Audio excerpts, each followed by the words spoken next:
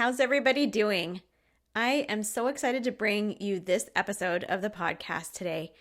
And it just touches on some things that I've been talking to clients about with potential clients about, and other life coaches, and have also noticed in my life. And I think that what I'm going to share with you today is the best possible way that you could be using your energy. We all have energy that we're given every single day, and you get to decide where you're going to spend your energy and what you're going to focus on. And so I hope that by the end of this episode, you are going to be questioning where you've been spending your time and your focus on, and if you want to start spending it the way that I'm going to suggest today. Okay. So something that I hear a lot is that people tell me that with whatever's happening in their life, whatever challenge that they're going through, that they feel stuck. Maybe in their lives, they just feel unfulfilled or even uninspired. And I hear this so much, especially from you tired mamas out there. You feel overwhelmed. Okay? A large part of you tell me that you keep putting everybody else's needs in front of your own. Is this ringing true? Is this feeling familiar? I know it's felt familiar for me and in the past, and sometimes even right now. I'm not even immune to this, okay? Life coaches have to go through this too. We're all humans. So why do we do this? Why do you put other people's needs above your own?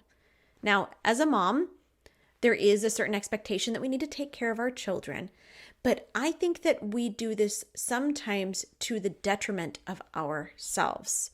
And a really big reason of why I think that we put everybody else's priorities above our own and that we get left feeling stuck and uninspired is because we have this unexamined belief, this fundamental belief that what you actually want is impossible.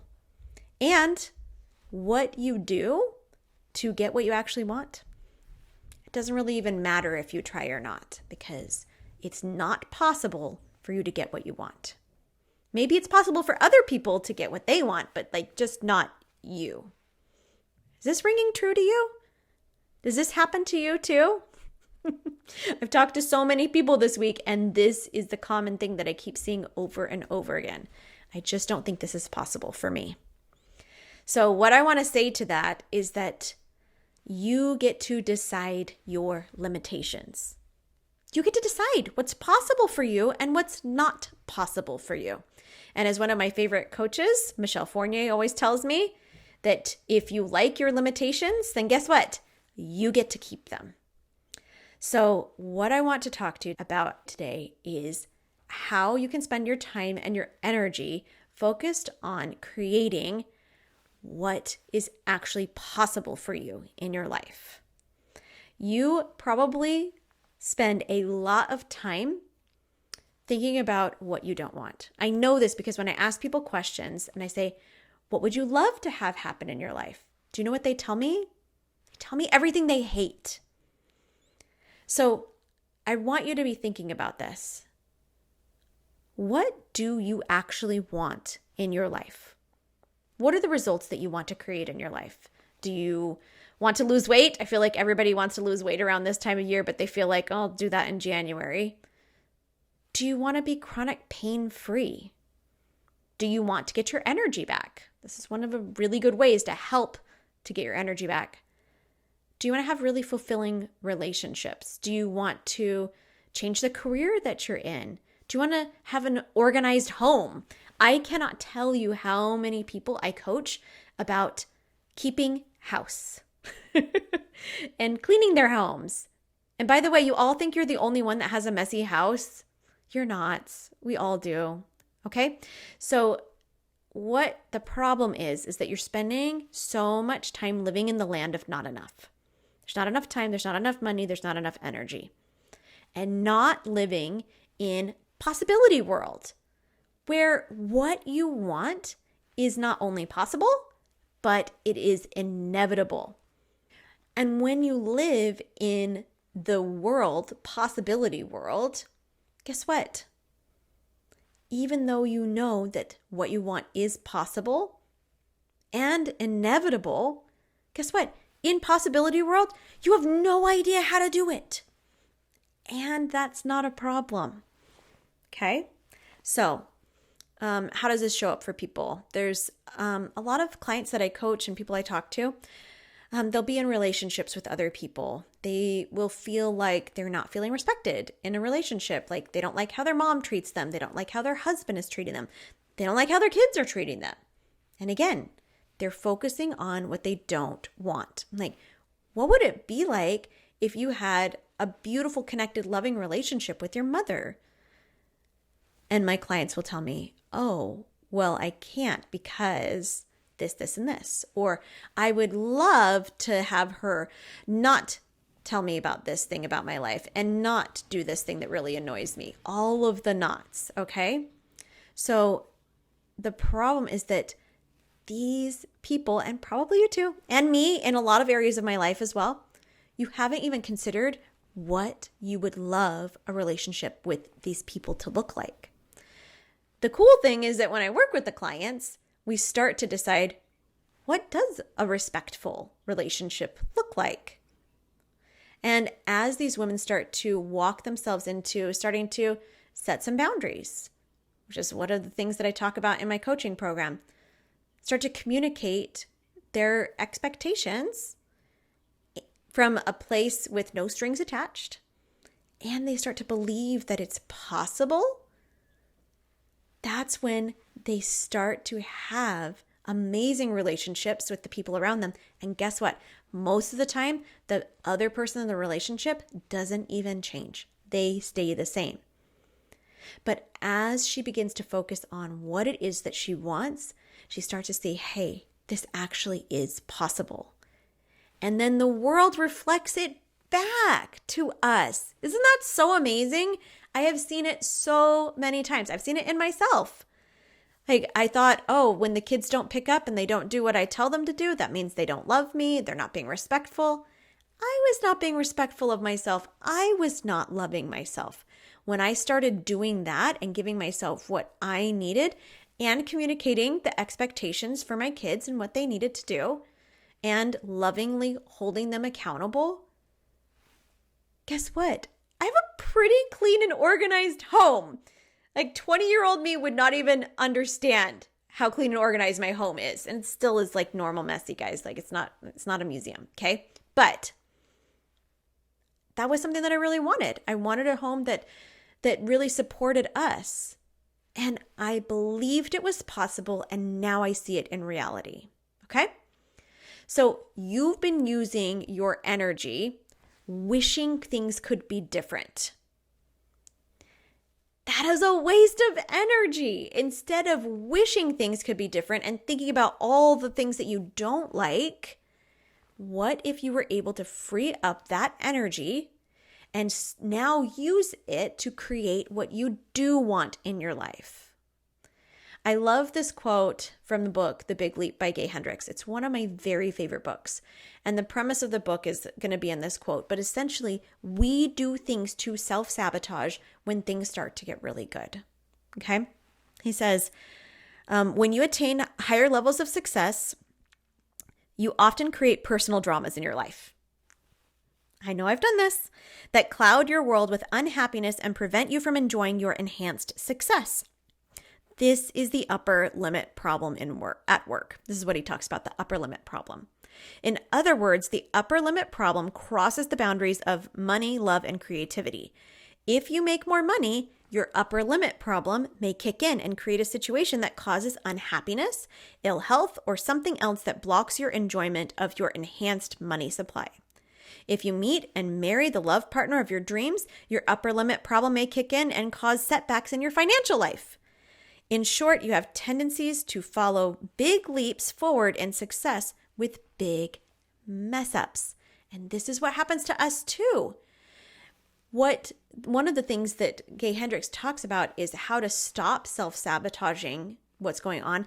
And a big way to do that and to have what you want that is possible without sabotaging it, which is what keeps us stuck in the loop, by the way, is to learn how to feel, negative emotions, which, by the way, there are no negative emotions. And that's what happens.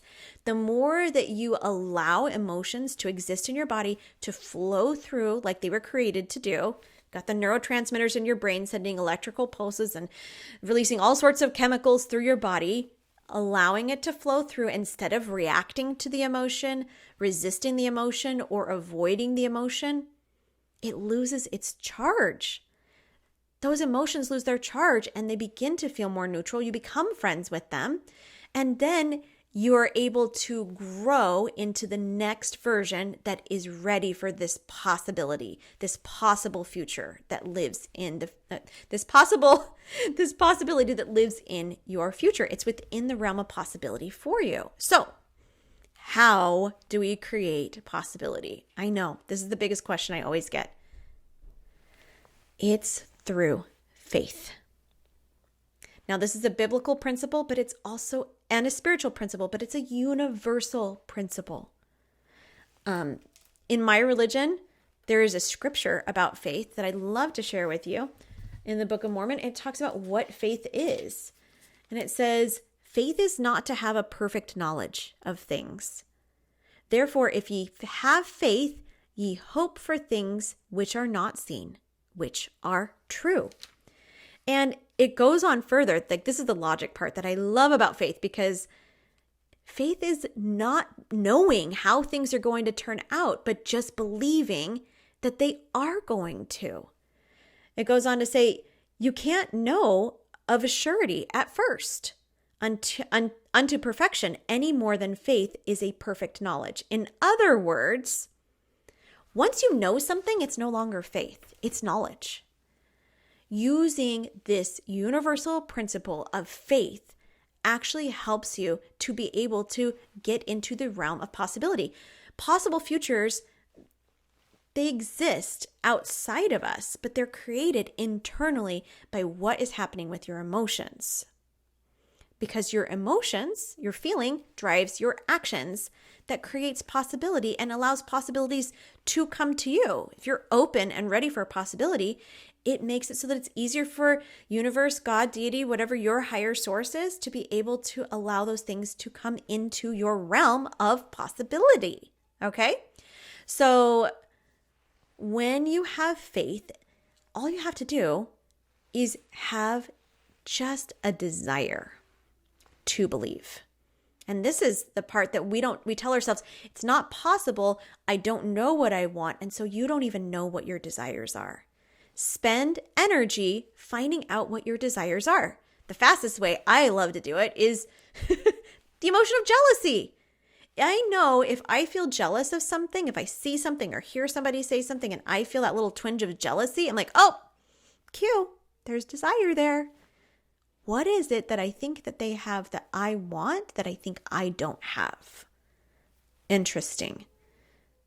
Is it the connected relationship that she has with her husband? Is it being able to make plans with friends and not have to cancel them because she doesn't ever have to worry about her energy? Is it that she is able to travel and have plenty of money to do it? Interesting. Because if I see it in somebody else and they are doing it, do you know what that cues to me? It's possible. It is possible. If it's possible for somebody else, then there is a way that it could be possible for me if it's something that I desire. I don't desire to be in the NBA and be a basketball player. I'm 41. I'm not 41 years old. Whoa, what happened? I'm 40 years old and I'm 5'1". I do have a desire to play pickleball and I go do that. There's Transplant Games next summer. They have a pickleball competition. I have a desire to be in that. I also have a desire to win it. Wouldn't that be cool? My brain is like, you're not good enough to win it. But again, I'm like, could just live in the desire, in the realm of possibility. You've been so used to telling yourself that's not possible, that's not possible, that's not possible, that it's going to be such a 180 to be able to change it. I even found this for myself. This is an exercise that I did. And if this speaks to you, you can try this exercise. I noticed that there were little things around the house that like little unfinished projects, or I would see like, oh, I was running out of this like more expensive shampoo or conditioner that I wanted, but I was like, oh, I don't want to waste money on that. And oh, I can never have nice things. Like brain goes crazy. I was like, you know what? Instead of telling myself I can't have that, which I already had bought it before, so it's not like I couldn't have it. My brain just wanted to go to, that's not possible for you. I actually pulled out my phone and started writing down the things that I want. It's like new conditioner from this certain salon that I love. Outlet fixtures for my bathroom that we renovated like a year ago that I just didn't like the old fixtures and I just haven't made the time to even think about buying new ones. Now that I've shared it with you on the podcast, it's totally going to happen because that's what happens. You share the desire and it comes into your realm of possibility and then you go make it happen. But I kept telling myself over and over again, oh, I can't make that decision. I don't know what I want. Oh, it's probably going to be expensive. My brain was telling me it would be expensive to buy light fixtures. Like the switch plates, like this is like our brain just does this on default. It makes sense. But instead of telling yourself what you can't have, start telling yourself, oh, I'm just keeping track of what I want so that my brain is getting in that realm of possibility more and more. Okay, so how do you know if a desire is actually good though? I did a Dream Builder program with my coach, Michelle Fournier, and I love the guidelines that they put out for knowing if a desire is good and if it's something that's worthwhile pursuing. If this possibility is a good one to even want to have, because I know some of you with your deservingness issues are going to be like, well, I don't really deserve to have this. Okay, these are the questions to ask yourself that I learned in the Dream Builder program. Number 1, does my desire give me more life? Yes or no? Does my desire align with my core values? Yes or no? Which, by the way, you got to define what your core values are. That's something that we work with in coaching. I coach with my clients and help them figure out what they value. Number 3, does my desire require me to grow? Yes or no? Number 4, does my desire require help from a higher power? Yes or no? And 5th one, does my desire have good in it for others? If you can answer yes to all of those questions and get a little bit more detailed in those questions, what you want is a beautiful desire in the world and it's possible because I truly believe that God has put desires into our hearts. And if we are made to have these desires, it means that they are in the realm of possibility. So instead of using your energy telling yourself more stories about what you don't want and what you can have, switch the dial, turn on the light switch, whatever you need to do, to what if it's possible? What if what I want is not only possible, but inevitable with the right tools and a little bit of faith? If you want to learn how to take what you want and make it tangible in your life, this is exactly what I do with coaching, especially if you have chronic fatigue and you feel this overwhelm, you feel this tiredness and this exhaustion. I help you get energy back by the tools that I teach. And this is one of them. All right, have an incredible week, and I'll see you next time. Bye-bye.